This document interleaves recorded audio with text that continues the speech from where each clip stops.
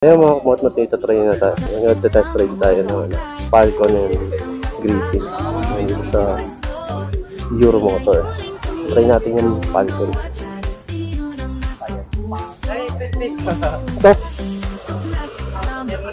Ito. Ingat!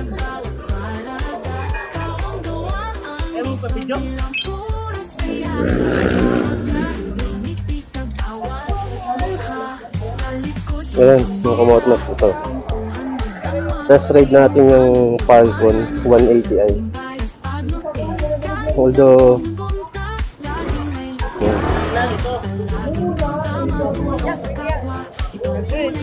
yeah. Ito nakakilos na siya at the same time ito yung dashboard nya.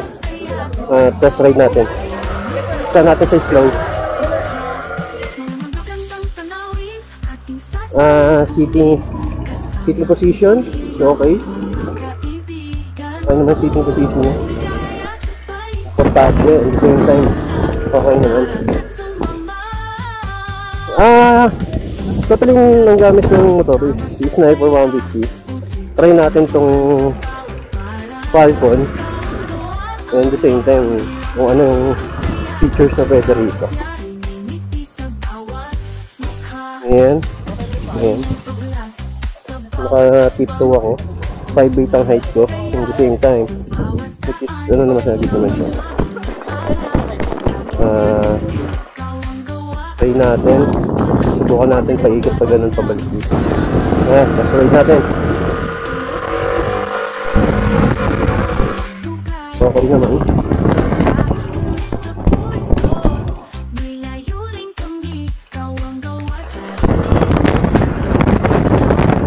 Komportable. Ayos. Maganda, maganda. Yung handling niya. Okay siya. May hatak. Good siya pero medyo parang pansin ko lang sa kanya. Pinalitan yung ano niya. Pinalitan kasi yung CVT.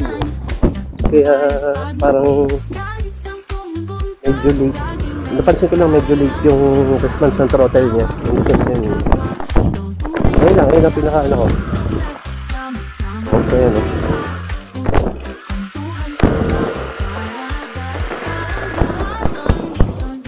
Ngayon napansin ko sa kanya, no? Medyo late sa umpisa. Late yung ano niya. Sa umpisa, late yung hatak niya ng throttle. Yung gusto yung time. Ayan, may ano rin siya. Side stand key switch.